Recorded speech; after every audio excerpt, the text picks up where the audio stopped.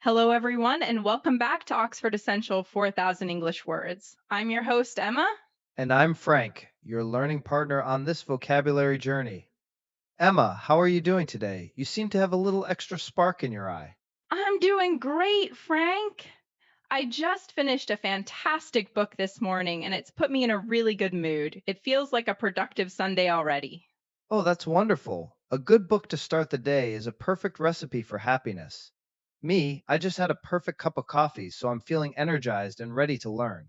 Excellent. That's the energy we need. To all our listeners, we're so glad you could join us again. We've got another great session planned for you. I can't wait to start our episode 3. So, what's on the menu for today, Emma? What words are we going to master? All right, get your notebooks ready. Today's words are ideal, reservation, frown, project, whistle, roof, afterwards, claim, foot, and likely. Wow, that's an interesting mix. We've got some actions, some concepts, a part of a house, and foot. This should be fun. I'm ready when you are. Let's start with our first word then. It's ideal. Ideal. Ideal is an adjective. If something is ideal, it is the best that it can possibly be. In Chinese, we'd say 理想的. Ah, ideal. So, like my ideal weekend would involve no chores, lots of good food, and maybe a movie marathon. Exactly. That sounds like an ideal weekend for many people. It's the perfect or most suitable choice. For example, this beach is an ideal spot for a picnic. Got it. Can it be used in other ways? I feel like I've heard people say an ideal. You're right. Ideal can also be a noun, meaning a principle or a way of behaving that is of a very high standard. For instance, the political party is based on the ideals of equality and justice. That makes sense. Let's try another sentence with the adjective form. We are searching for an ideal candidate to fill the position. That's a perfect use of the word. It means you're looking for the best possible person for the job. Great. Let's move on. I feel like this is an ideal start to our lesson. See what I did there? I see and I approve. Our next word is reservation. reservation. A reservation is an arrangement in which a seat, a table, or a room is booked for you. In Chinese, that's 预定. So, like when I call a restaurant and say, I'd like to make a reservation for 2 at 7 p.m.? Precisely. You could say, I have a dinner reservation at my favorite restaurant tonight. But there's another important meaning. Reservations, plural, can also mean feelings of doubt or uncertainty about something. Oh, that's a key distinction. So I could say, I wanted to support his plan, but I have some reservations about the cost. Is that right? That's exactly it. It means you're not completely sure if it's a good idea. Let's try a sentence for the first meaning. Did you remember to make a hotel reservation for our trip to London? And for the second meaning, the board approved the merger, but some members expressed serious reservations. It really shows how one word can have quite different meanings. It certainly does. And it's why context is so important. Now, what do you do when you have reservations about something? You might do our next word, frown. Frown. To frown is to move your eyebrows together to show that you are thinking, worried, or angry. It's the verb for making a sad or displeased face. The core meaning in Chinese is 皱眉. I'm trying to frown right now. I hope I look worried and not just confused. So, if my boss gives me a huge pile of work on a Friday afternoon, I would definitely frown. Yes, that's a very appropriate time to frown. You could say, she frowned when I told her the bad news. Frown can also be a noun. He looked at the broken vase with a deep frown on his face. Let me try a sentence. The teacher frowned at the student who was talking during the test. A classic example. You can also use frown upon as a phrasal verb, which means to disapprove of something. For example, my parents frown upon wasting food. That's a great one to know. So, no frowning. Let's move to the next word. Let's do it. Our next word is project. project. Now, this word has two main uses with different pronunciations. First, as a noun, a project is a planned piece of work that has a specific purpose. In Chinese, that's a 项目. Like a school project or a business project. Our team is working on a new marketing project. Exactly. But as a verb, we stress the second syllable, project. It can mean to forecast or estimate something for the future based on present trends, or it can mean to cause an image to appear on a screen. For this meaning, we can say 投射,预测. Ah, the pronunciation shift is important. So for the verb, I could say the company projects a 20% increase in sales next year. Perfect. Or for the other meaning, he used a laptop to project the images onto the wall. Let's try one more for the noun. Completing this construction project will take at least 6 months. It sounds like a lot of work. It does. And maybe while working on that project, you'll hear our next word, whistle. Whistle. To whistle is to make a high pitched sound by blowing air through your lips. The Chinese translation is chui kou shao.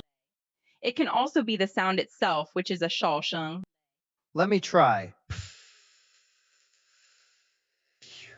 Nope, can't do it on command. It's harder than it sounds, but I know the sound. The referee blew his whistle to end the game. Here, whistle is a noun, right? That's right, it's the object. And as a verb, you could say, he was whistling a cheerful tune as he walked down the street. Okay, here's another one. The wind whistled through the trees during the storm. That's a great way to describe that sound. It is. It gives a very clear image, or rather, a clear sound. Speaking of storms, that brings us to our next word, roof. Roof.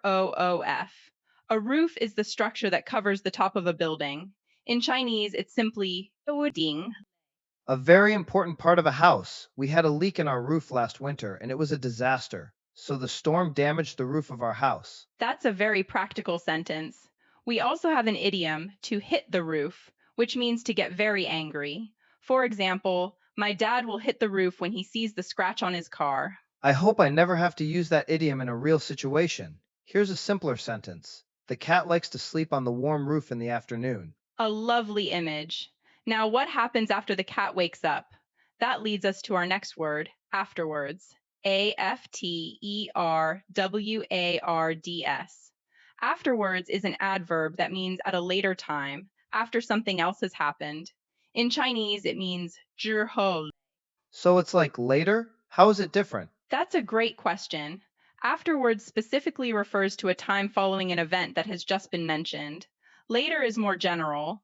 For example, we had dinner first, and afterwards, we went to the movies. I see. The event comes first, so I couldn't just start a conversation with afterwards I went home. It wouldn't make sense. Exactly. You need to establish the preceding event. He finished his homework and went to bed afterwards. Got it. Let's do another example. Let's go for a run now, and we can get coffee afterwards. Perfect. Now for a word that can be a bit tricky, claim. Claim. As a verb, to claim means to say that something is true, even though it has not been proved. As a noun, it's the statement itself. The Chinese meaning is 声称所取. So if I say, he claims he can speak 10 languages, I'm expressing a bit of doubt, or at least stating it as his assertion, not a proven fact. Precisely. You're reporting what he said, you're not confirming it. Claim can also mean to demand or request something because you believe you have a right to it.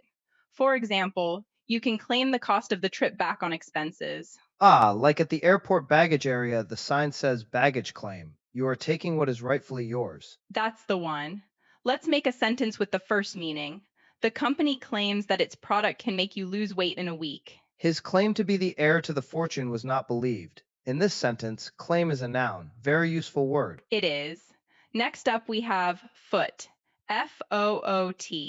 The most common meaning is the part of your body at the end of your leg, but it's also a unit of measurement equal to 12 inches. The Chinese meanings are 脚, shand, 英尺. Right, my 2 feet. And in the US, height is measured in feet and inches. I'm about 6 feet tall, so I can say the shelf is about 3 feet long. Correct. We also use it in many idioms. For example, to go somewhere on foot means to walk. Since the store is so close, let's just go on foot. And the classic mistake idiom, to put your foot in your mouth, which means you said something embarrassing or foolish. That's a great one to know, and hopefully to avoid doing. Here's a simple sentence. My foot hurts because my shoes are too tight. All right, just one word left. Let's finish strong.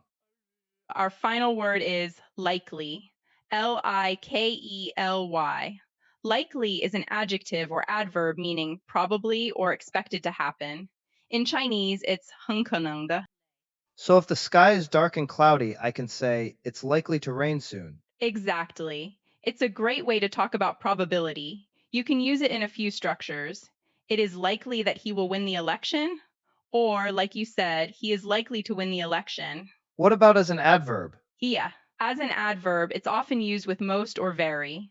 For example, the new policy will most likely be announced next week. Let me try one. If you don't study for the test, you are not likely to get a good grade. Seems like good advice. Very good advice and a perfect use of the word. And that's all 10 words for today. Fantastic. I feel like I have a much better handle on them now. Great. To help put them all together, we're now going to have a short conversation where we use all the words we've learned today. Let's set a scene. Imagine we are colleagues planning a small team building event. I like it. A real world scenario. Okay, I'll start. Emma, I've found an ideal location for our team picnic next month. Oh, really? That's great news. Did you make a reservation yet? It's likely to be a popular spot. Not yet. I wanted to check with you first. They claim to have the best views in the city, but I have a reservation or two about the price. Don't frown, let me explain. I'm not frowning, I'm just thinking. What's the budget for this project anyway? I remember the last projection showed we had limited funds. It's a bit over, but listen, the place has a covered roof, so we're safe even if it rains. We can go on with the event and just have our lunch afterwards. A roof is a good plan. I don't want to get soaked from head to foot. Exactly. It will be so much fun. I can even whistle a happy tune to get everyone in the mood. Okay, you've convinced me. Your plan sounds solid. I no longer have any reservations. And that's how you use all 10 words in a conversation. It really helps to see them in action. We talked about an ideal spot, making a reservation, and my reservations are doubts. That's right. You told me not to frown. We discussed the project budget and the importance of a roof. Then we used afterwards claim, foot, likely, and even whistle. It brings it all to life. It certainly does. And now for my favorite part of the show, where we challenge our listeners. It's time for our translation practice. I'm going to give you a sentence in Chinese, and you, our listeners, will have 5 seconds to translate it into English using the words we learned today. Remember, there's no single perfect answer. The goal is to practice. We'll be here cheering you on. Ready when you are, Frank. All right, here's the first challenge. It uses the words ideal, reservation, and frown. The sentence is, 尽管我已经提前做了预定，但这家餐厅的服务员非理想，这让我忍不住皱起了眉头。Go for it. 5, 4, 3, 2, 1. Now, time's up. What are some possible answers, Frank? Okay, one good answer would be, although I had made a reservation in advance, the service at the restaurant was far from ideal, which made me frown. That's a very direct and clear translation. I like far from ideal. Another option could be I couldn't help but frown because the restaurant's service wasn't ideal at all, despite my prior reservation. Ooh, despite my prior reservation is a nice touch. Both are great. Okay, ready for round 2? This one will use project, whistle, and roof. Here it is. 根据这个项目预测，我们需要在暴风雨来临前派人到屋顶上检查。我听见工头吹着口哨，似乎对任务很轻松。You have 5 seconds. 5, 4, 3, 2, 1. And stop! That one was a bit longer. What do you think? A solid translation would be, according to the project's forecast, we need someone on the roof for an inspection before the storm hits. I heard the foreman whistle, seeming relaxed about the task. Very nice. I especially like seeming relaxed about the task. You could also phrase it this way. The project projects that a roof inspection is needed before the storm, and I could hear the foreman whistling as if he was untroubled by the job. Using projects as a verb here is a great way to show your skill. Excellent point. Okay, final challenge. This one includes afterwards, claim, foot, and likely. This is the trickiest one. Here we go. 他声称自己步行了超过30英尺的距离去取回包裹，但事后我们发现他很有可能是在撒谎。Your 5 seconds start now. 5, 4, 3, 2, 1. And that's a wrap. This one combines quite a few ideas. It does. A great answer would be, he claimed to have walked over 30 feet to get the package, but afterwards, we discovered it's likely he was lying. That's clean and hits all the key points. Walked over 30 feet is a good way to phrase it. Another possibility, despite his claim of walking more than 30 feet on foot to retrieve the package, we found out afterwards that he was likely not telling the truth. Using on foot is a great way to incorporate that word. Wonderful job to everyone who participated. It's tough, but it's the best way to make these words stick. I completely agree. And that brings us to the end of another episode of Oxford Essential 4000 English Words. We've covered 10 fantastic words today, from finding the ideal plan to what is likely to happen. We learned not to frown when we have reservations, and that sometimes you just have to check the roof before a storm. It's been a blast. It certainly has. Thank you all so much for tuning in and learning with us. We hope you'll join us next time. Until then, keep practicing and don't be afraid to put your foot in your mouth. Just kidding. Take care, everyone. Bye.